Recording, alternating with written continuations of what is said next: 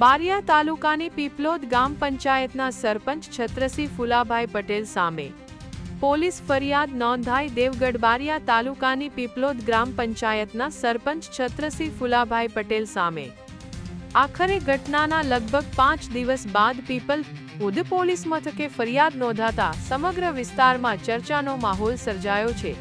મળતી માહિતી અનુસાર માહિતી મેળવવા ગયેલા અરજદાર સામે થયેલી બોલાચાલી, કથિત ગાલાગાળી અને ગામ લોકો દ્વારા દાદાગીરી, ધમકી અને ગેરવર્તનના આક્ષેપો કરવામાં આવતા રહ્યા હોવાની વાતો ચર્ચામાં રહી છે. જો કે આ તમામ આક્ષેપોની સત્તાવાર પુષ્ટિ તપાસ બાદ થઈ શકશે. ફરિયાદ નોંધાયા બાદ હવે પોલીસ તંત્ર દ્વારા સમગ્ર મામલે તપાસ શરૂ કરવામાં આવી છે. કાયદાકીય જાણકારોના જાણ્યા મુજબ તપાસ દરમિયાન જો નવા પુરાવા અથવા કામો સામે આવશે તો જરૂર જણાય તે મુજબની કલમો ઉમેરી સરપંચ સામે કાયદેસરની કાર્યવાહી કરવામાં આવશે.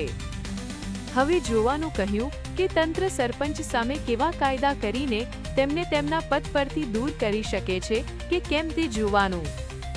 સોની હેમંત કુમાર, વિનોદલાલ, નીટ 24 news, Gandhinagar. Daily news update માટે નીટ 24 ને સબસ્ક્રાઇબ કરો.